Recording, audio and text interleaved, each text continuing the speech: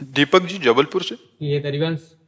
महाराज जी आपके चरणों में दंडवत प्रणाम। महाराज जी मैं पिछले 2 वर्षों से आपका सत्संग एकांतिक वार्तालाप सुन रहा हूँ। आपकी कृपा से भजन करने का भी प्रयास करता हूँ। विगत 2 वर्षों से आपकी कृपा से जीवन सही मार्ग पर चलाने का भी प्रयास कर रहा हूँ। फिर भी मन में एक डर सा बना हुआ है कि जब आप प्रत्यक्ष रूप में विराजमान नहीं होंगे तो हमारे जैसे लाखों युवाओं को कौन संभालेगा, कि हम किनकी वाणी का सहारा लेके इस जीवन की। भगवान की ऐसी लीला है कि इसका नाम है मृत्यु लोक। यहाँ मरना तो पड़ेगा भैया, चाहे हम हो चाहे आप हो, समय आने पर शरीर छूटेगा। तो हमें लगता है कि संतों की वाणी हमारा सहयोग करती है। जो संतों के वाक्य हैं वही हमारे गाइड हैं। अगर हम संतों के वाक्यों को माने तो संत के चले जाने पर वाक्य तो रहेंगे ना, हम उन वाक्यों के अनुसार चलें। शरीर तो नाशवान है, आज है कल नहीं रहेगा, ये पक्का है। हमारा तुम्हारा या किसी का भी जब जहाँ जिसका आया उसको शरीर छोड़ के जाना पड़ेगा। लेकिन उनके वाक्य, उनके आदर्श, उनके सिद्धांत हमारे जीवन में पूरे जीवन साथ रह सकते हैं। तो हमें लगता है, हमें जैसे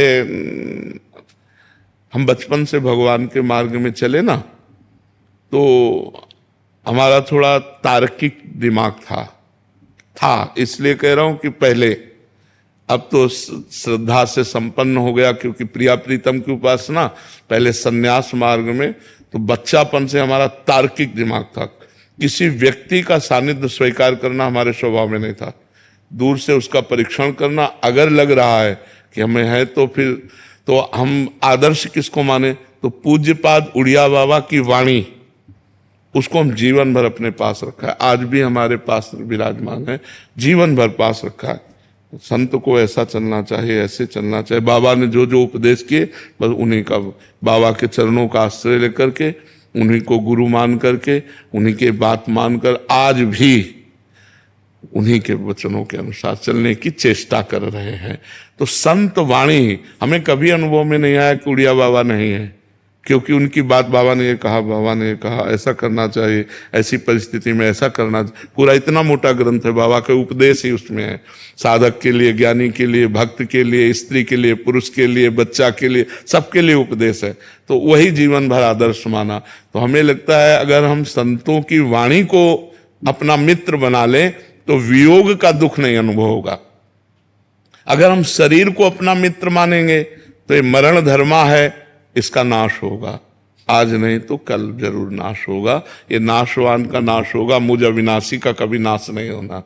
तो अविनाशी की वाणी को मानो तो अविनाशी पद में आ जाओगे। विनाशी शरीर तो इससे प्यार न करो, ये नाशवान शरीर है, इसकी महिमा बिल्कुल कुछ नहीं है। पानी का बुलबुला अभी दिखाई दे रहा है, 1 मिनट में फूट गया। कहो बोलते बोलते रा बोल पाए, धा ना बोल पावे, ऐसा सिस्टम है कि हम राधा उच्चारण करना चाहते, राय बोल पाए, धा तक पहुंच ही नहीं पाए, चले गए। ये बहुत विचित्र खेल है। इसलिए हमें किसी भी शरीरधारी से आसक्ति नहीं करनी चाहिए। व्यवहार भगवत स्वरूप मान के करना चाहिए और आसक्ति अविनाशी से करना चाहिए। ये विनाशी शरीर वियोग को प्राप्त होने पर हमारा हृदय व्यथित हो जाता है, फिर हम सत्य धर्म का निर्णय नहीं कर पाते। व्यथित हृदय वो सही नहीं होता। अशांत से कुता सुखम, जब चित्त शांत हो गया तो ये लगेगा बाबा चले गए, फिर मन माननीय आचरण शुरू हो जाएंगे। और ये कि बाबा तो चले गए लेकिन बाबा ने जो कहा वो हमें करना है, उनकी आज्ञा के खिलाफ नहीं चलना। तो आप देखोगे यही दिमाग में बैठा मिलेगा।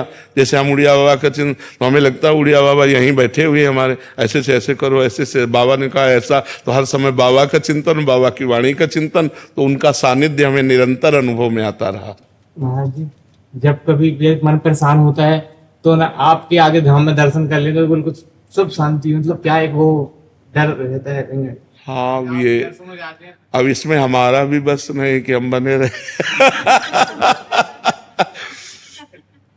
अब वो भगवान के बल से चल रहे हैं। भगवान का एक आध्यात्मिक बल है, उसी आध्यात्मिक बल से भगवान चला रहे हैं। नहीं तो जो शरीर की हालत है, जो किडनी की हालत है, बिल्कुल वो क्रिया रहित हो चुकी है, बिल्कुल क्रिया रहित है। पर हमको आपको सही बताया बच्चा, बिल्कुल कोई कष्ट नहीं। शारीरिक कष्ट होने पर भी हमारे मन में प्रसन्नता रहती है, हमारा मन आनंदित रहता है।